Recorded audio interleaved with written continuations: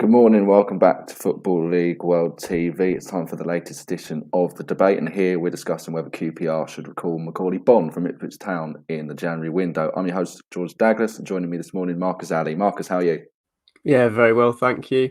Pleasure to start off the morning talking about one of my favourite strikers I'd watched at my club, Charlton, in the last few years. He's a player that I admire a lot, and looking forward to this show. Yeah, we're going to discuss all things Macauley Bonne in the next 20 or so minutes. Ipswich fans, QPR fans, do get in touch if you're watching. Let us know whether, obviously, QPR, from a QPR perspective, whether you'd like to see him back in January, and Ipswich fans, how much would you like to keep hold of him for at least the rest of this season? Let's get straight into it.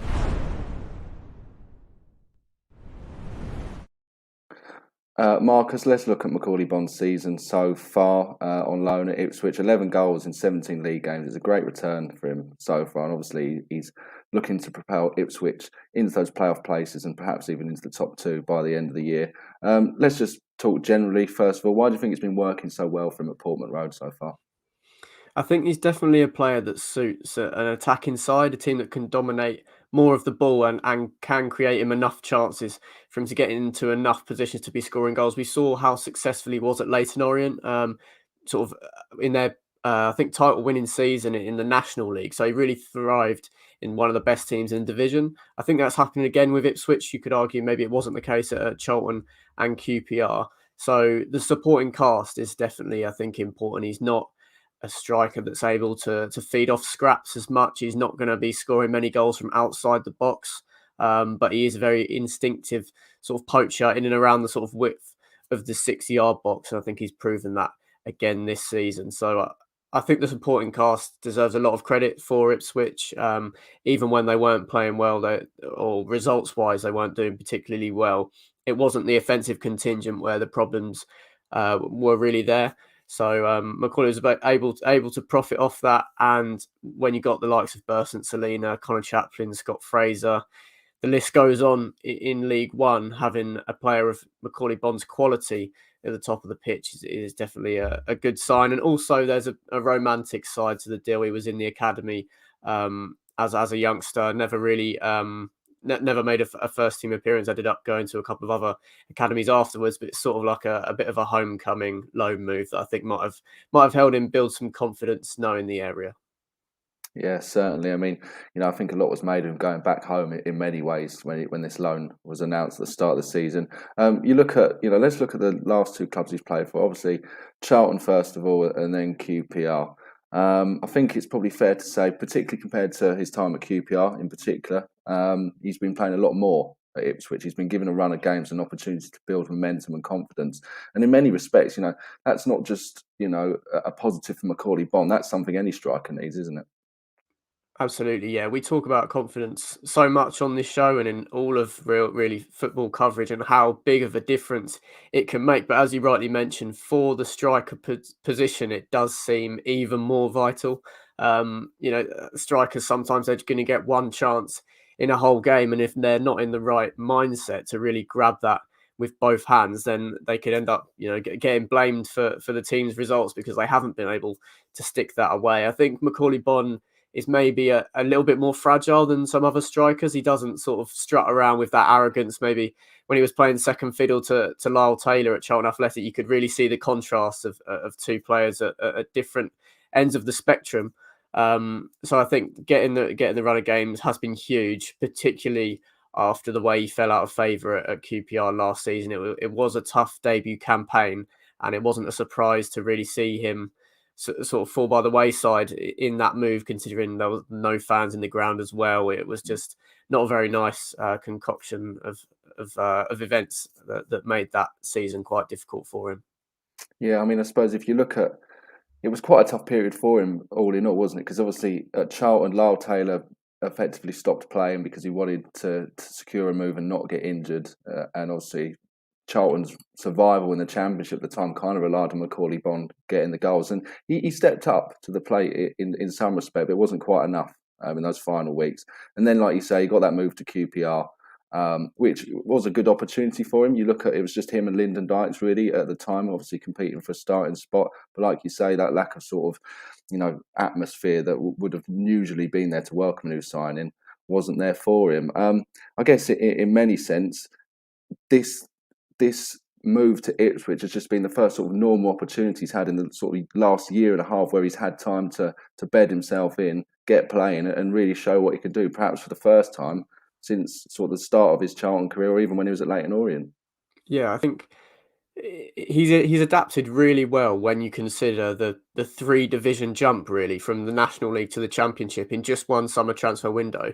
That was meant to be a slow process, but because Charlton had an injury crisis that season, he ended up having to be the main man and applied himself really well. Got 11 league goals that season. Obviously, going to Ipswich, I think it speaks volumes to how successful he's been there. That Paul Cook has brought in so many signings, and Bond's really been able to push himself straight to the top of the pecking order.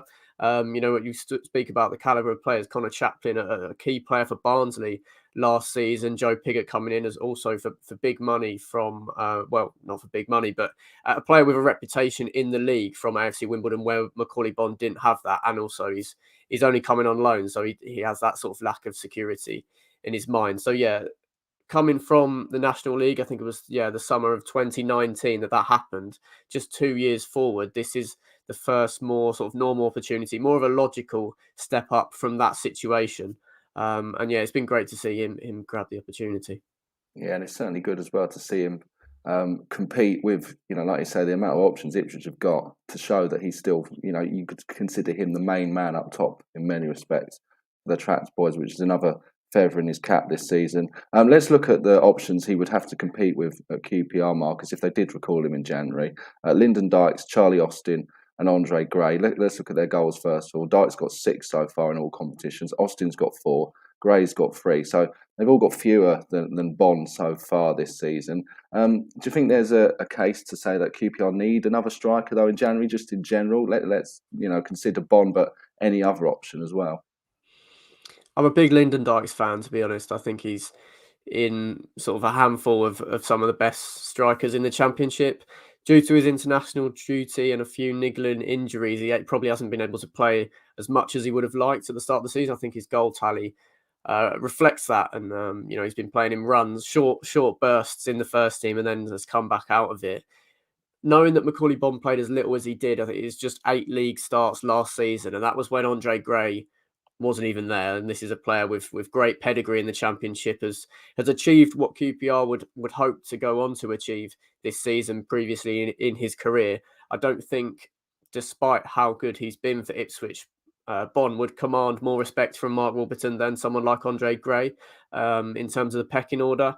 I would argue he'd probably go ahead of Charlie Austin, but Austin scored against Luton on Friday night. If he can keep a little run going, then he'll increase his standing in Warburton's estimation come January. So it's a difficult one. Looking at last season, it's hard to see where Bonne gets in, and particularly with the system that Warburton's playing at the moment, he rarely goes with more than one striker. So I do think it would be difficult for him to get regular game time if he was to return to the Kind Prince Foundation Stadium in January.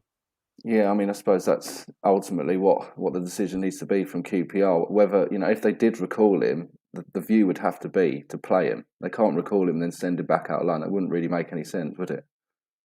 No, especially when he's thriving the way he is, where he is. Yeah, it really wouldn't make any sense. Would be surprised to see sort of a championship destination, because QPR wouldn't really want to strengthen a direct rival. And then if you're looking at a League One team that's pushing for promotion, I'm sure Bonne wouldn't want to go anywhere else other than Ipswich Town. He's just got 1 year left on his contract at the end of this season, so it's summer of 2023. QPR shelled out around 2 million for his signature. So in looking to protect their asset, I think you'd be hard to find a destination that's got that would be more willing to part ways with that amount of money than Ipswich Town. So yeah, it's going to be interesting to see. I would be very surprised if they did recall him and he was loaned out somewhere else. Yeah, I mean, let's just take a look at some of the comments that we're having coming in. I think there's a lot of backing for him to stay at Portman Road, probably beyond the end of this loan. Liam's got in touch on YouTube. He should stay at Ipswich Town. He loves it there. I think that's fair to say with the form he's in. EFL lover. Bonne needs to be playing football, simple as that. He's not guaranteed to get that at QPR. He's thriving at Ipswich and has to stay. And Michael as well, he has to stay at Ipswich Town, Ipswich QPR fans, do keep getting in touch. Let us know where you stand on the current situation. Marcus, just want to read some comments that Macauley Bonne has had released in the last couple of days, quoted by the East Anglian Daily Times. Obviously, he was asked about this prospect of heading back to QPR at some point, potentially in the January window if they do look to recall him. He said, "At the minute, I can't really say a lot, but I'll say it straight. I don't want them to recall me. I don't want to go back and be third or fourth choice, coming on for a few minutes when I'm thriving here. I found my goal trail. I found my half a yard again. I was sitting on the bench, gaining weight, eating Jaffa cakes, and I can't do that. So far this season, I found my sharpness. I'm on a roll, and if they put a pause in that, I'll be angry. That's not me hitting or sending out shots at QPR. It's just me being honest. I'm a footballer, and I'm happy here. I mean, that's pretty clear, isn't it, Marcus? What he wants for at least this season." Yeah, that's as brutally honest as I think you're going to get from a footballer in times like these. That also suggests to QPR that if you do recall me, that I'm not going to be able to be as committed or probably in as good shape as I am at Ipswich Town at the moment. So yeah, it's difficult to even imagine them considering recalling him off the back of comments like that. It seems like the most logical thing to do, considering how QPR would like to protect their asset given the money they spent on him, and also just how well he's playing for Ipswich. I don't see his value in the transfer market increasing if QPR are to recall him. There is the off chance maybe there'll be injuries. Bond goes in ahead of Dykes and starts scoring goals, but I think that's the chance of that are pretty slim compared to him continuing to perform at Ipswich Town, have a positive second half of the season, maybe involved in the playoffs or automatic promotion race with them, and then QPR would have the chance to see a return on their investment in the summer. I think it's a lot more likely that happens if he stays at Portman Road. I mean, the Jaffa cakes sound tempting to me at least, but that's perhaps why I'm not a professional footballer. But I think those comments as well, Marcus, we kind of touched on the fact that Macauley Bonne perhaps at times in the last couple of years he perhaps not has had as much confidence as he would have liked. He's obviously had certain difficulties, QPR, lack of playing time, and obviously a lot of expectation on him at Charlton towards the end of the season once Lyle Taylor decided that he wasn't going to play anymore to try and get himself a move away and prevent an injury with his contract running down there. I think it kind of shows to me that he's kind of really grown into himself as a person, isn't he, in this last few months, really, at Ipswich. And now he's confident enough to say exactly what he wants. And I think he realises what an opportunity he's got. Now he's at Portman Road on loan. Yeah, absolutely. I think he's 26 now, recently turned 26. So for a striker, sometimes they can peak a little bit later. They get sort of cleverer and more wise, and are able to score different types of goals as their career goes on. I think sometimes with players from non-league as well, when they come through, they're almost appear a few years younger and can go on a little bit longer than a player that's been playing in the Football League since their early 20s, for example. So to have found a surer footing about nearly 3 years since he's first stepped into the Football League again with Charlton, it is good to see that he feels at home with a club, and his form suggests that. So it's going to be interesting to see how he develops. If he was even signed permanently by Paul Cook, I see no reason why they wouldn't be pushing for that if he continues how he does in the summer. So yeah, it's a real positive to see that. Obviously, the striker role is really difficult because there is so much competition for places. So many teams play one up front at the moment, so that means you're spending a lot more time on the training ground out of the side than maybe you could be in other positions. So yeah, it's very good to see that he's found his romantic home at Ipswich Town, and yeah, I think it'd be interesting to see what sort of comes out in the media if Bonne is going to be as brutally honest come January, and if there's any speculation. I mean, let's look ahead past January. Let's say he stays at Ipswich. You've got to think, and you've kind of touched on it there already. You've got to think they'll be looking to try and make this deal permanent. As we've mentioned as well, there's not a lot of time left on his contract to QPR. He's well at home at Ipswich. That's clear to see. The fans love him. He's obviously well liked by the staff and the players there. He's enjoying his time there. There's plenty of signs that, regardless of where Ipswich are next season in terms of division, there's plenty of signs to suggest even that a permanent deal would be people would be well up for it. Macauley Bonne would be well up for it, and Ipswich would be well up for keeping him as well. Yeah, it's not. It doesn't feel like he'll sign a new contract at QPR. It doesn't sound like he'd be interested in playing for them again. And with just 1 year left, his value probably wouldn't be as much as it was maybe even right now, because just that difference in time and how that affects the valuation. Ipswich, of course, spent so much money in the summer transfer window. It'd be interesting to see how much they do in January. I know they've got a pretty big squad for League One as it is. If they get into the Championship and Bond's carried on his form that he's showed in the first half of the season, I see no reason why they don't go back in for him. Paul Cook's been backed in the transfer market and has been given the faith that even if Ipswich don't go up this season, he probably will remain their manager. So for them to go back in for him, they could even do it in January. I think maybe just look to put some money up front just to reduce all the speculation, and it obviously gives them more of a chance if they start negotiations sooner rather than later that they'll be able to get him at least at the end of his loan deal. Okay. Before we wrap up then, Marcus, on the debate this morning, it's time for our conclusion. Should QPR recall Macauley Bonne in January? It's an easy decision for me. It's a definite no, to be honest. I don't see where he fits in at QPR, and obviously he's playing so well at Ipswich. And I think the best chance for QPR to get anything close to the around 2 million that they paid for his services from Charlton, they've got to leave him at Ipswich and hope that they'll cough up the cash come the end of the season or in January. Leave him where he's playing best. From a development point of view, it makes sense. So it's a definite no from me.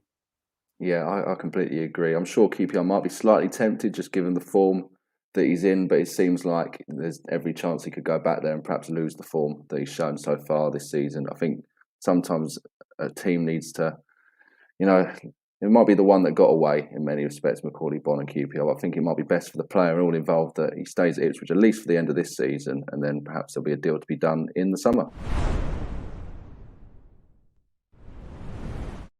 That brings the debate to a close this Tuesday morning. And one other show coming up on Football League World TV. That's at 4 p.m. today. We've got the EFL preview show. Plenty of games coming up this midweek. Toby Wilding will be hosting that one. He's joined by Ben Wignall. But that wraps up the debate. As I said, do like this video on YouTube if you can.